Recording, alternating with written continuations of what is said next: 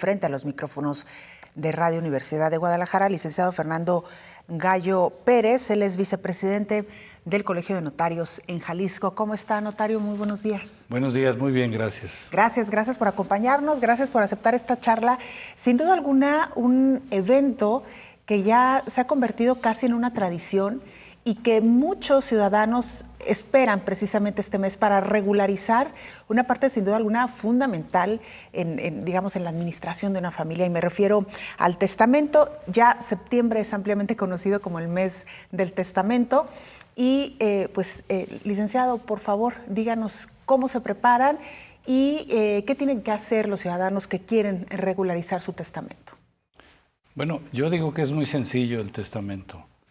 Lo importante es que es una figura tan genial para mi manera de pensar, que nos heredaron desde los romanos, que es uno de los pocos instrumentos que funcionan después de la muerte. Todo lo demás funciona mientras vivimos, pero el testamento tiene la capacidad de trascender la vida del autor y decidir qué va a pasar con su patrimonio. Seguramente ustedes han oído la frase, es el heredero universal. Cuando dicen universal no se refieren al universo entero, sino que el patrimonio de la persona se considera un todo, un universo. Ese es el universo al que se refieren. Y eso significa que vamos a poner ahí tanto los activos como los pasivos. Todo aquello susceptible de evaluarse en dinero es el patrimonio. Entonces, la manera de disponer de ese patrimonio, que además puede estar cambiando día a día, será el testamento. Claro. Y una persona, antes de que nos cuente un poquito más de detalles, ¿cómo puede preparar su testamento? Es decir, si lo tiene que redactar de cierta manera, si tiene que ser necesariamente ante un notario, si alguien simplemente toma una hoja y expresa ahí su voluntad. ¿Cuáles son los requisitos para que un testamento sea válido, licenciado? Bueno, lo que pasa es que hay diferentes tipos de testamentos. Los notarios intervienen en lo que se llaman testamentos públicos, que lo público no es porque se divulguen, sino porque es el rango, la calidad jurídica del documento, es ante notario público. Ahora, puede ser abierto o cerrado. El testamento público abierto, que es el más común, es el que está a la vista, vamos a decirlo así, y el cerrado es el que se deposita en un sobre ante el notario. O sea, lo redacta el notario y luego lo mete en un sobre, lo cierra, lo sella, y ese no se va a ver hasta que el juez lo abra. Ese se usa muy poco, pero bueno, hay gente que lo necesita así y lo puede tener.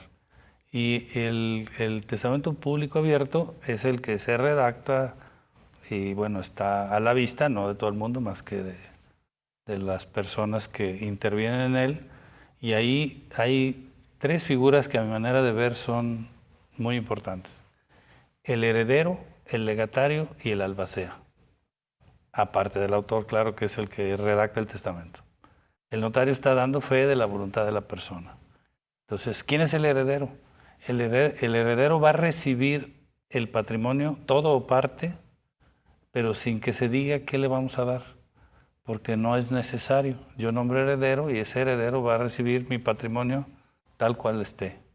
Si yo hoy tengo 3 casas y las vendo y mañana compro una bodega y pasado vendo la bodega y me quedo solo con dinero y el dinero y la bodega tiene una hipoteca, etcétera, todo ese paquete de patrimonio, en el momento que se muera es cuando se va a aplicar el testamento y cuando se van a materializar esas disposiciones, ¿no? El legatario, en cambio, es aquella persona a quien le queremos dar una cosa en particular y sí tenemos que decir qué cosa, ¿sí? Si es una cosa de tipo única, por ejemplo, un cuadro o un automóvil, etcétera, pues tenemos que decir qué cuadro, qué automóvil, qué inmueble le queremos dar. Y si es algo que se puede sustituir, bueno, por ejemplo, 100,000 pesos, una tonelada de maíz, etcétera, son cosas que se pueden sustituir. Bueno, yo puedo decir que mi albacea le entregue a mi hijo mayor 100,000 pesos, aunque ahorita no los tenga, ¿verdad? Pero puedo decir que lo haga. Entonces, ese es un legatario, el que va a recibir algo en particular. Y el albacea es el administrador o ejecutor del testamento. Entonces, lo que yo podría recomendar a las personas que van a hacer un testamento, pues es relativamente sencillo. Decir, pensar qué personas nos interesa tener en nuestro testamento y qué bienes pensamos que vamos a tener para distribuir entre ellos. Y qué persona que puede ser un heredero u otra persona diferente que puede administrar y cumplir nuestra voluntad. Digamos que esos son los elementos básicos para hacer el testamento. Licenciado, ¿hay un monto o un patrimonio que deba considerarse apto para hacer un testamento? Porque luego también hay personas que dicen, bueno, yo con lo poquito que tengo, ¿para qué hago un testamento? No hay ningún límite. De hecho, yo les comento que el testamento es tan increíble en sus capacidades que podemos poner lo que no tenemos a personas que no han nacido. Por ejemplo, el hijo de mi hijo Juan, que no ha nacido, quiero que tenga una beca para estudiar. A lo mejor yo no tengo el dinero y el niño no ha nacido, pero el asunto se va a perfeccionar hasta que haya muerto el autor del testamento. Y si cuando muere el autor del testamento ya existe un patrimonio que darle, ya existe suficiente para cumplir ese deseo de la beca para el nieto que no había nacido pero que ya está, bueno, pues entonces se materializa, ¿no? Igual puede ser que tengamos ahorita un patrimonio y a la hora que muere el autor ya no existe ese patrimonio. Es decir, el testamento no nos obliga a la existencia de un patrimonio, pero nos permite distribuirlo en el caso de que exista. ¿Cuánto cuesta normalmente acudir a un notario para un testamento y cuál es la ventaja de hacerlo durante el mes de septiembre? Bueno, digamos que el testamento puede costar, y eso varía porque, digamos, el arancel nos permite cobrar 10,000 pesos aproximadamente. Pero hay quien cobra 5, quien cobra 3, quien cobra 4. En el mes del testamento vamos a cobrar este mes 1,802 pesos. No importa el tipo de testamento ni las condiciones del mismo. No. Es una tarifa fija. Es una tarifa establecida por el Colegio de Notarios, que se va a hacer pública, que ahorita ya lo puedo hacer público porque ya me autorizaron para ello. Y si alguien va a mi oficina, pues eso va a pagar. ¿Y esa es una cantidad menor a la que usualmente se cobra, licenciado? Sí, normalmente está entre 3, 5,000, 10,000 pesos según el tipo de testamento, porque hay unos que son verdaderamente complejos, ¿no? Claro. Ahora, licenciado, bueno, la pregunta que año con año hacemos, ¿por qué hacer un testamento? Bueno, miren, el testamento tiene la capacidad de decidir lo que nosotros queremos hacer.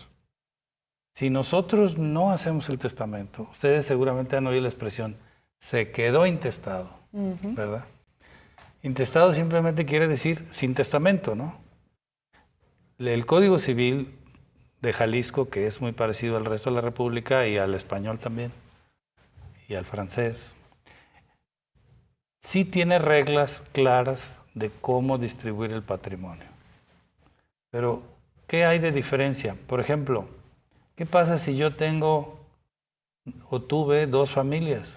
Una con una esposa, falleció o se divorció la persona, y luego otra.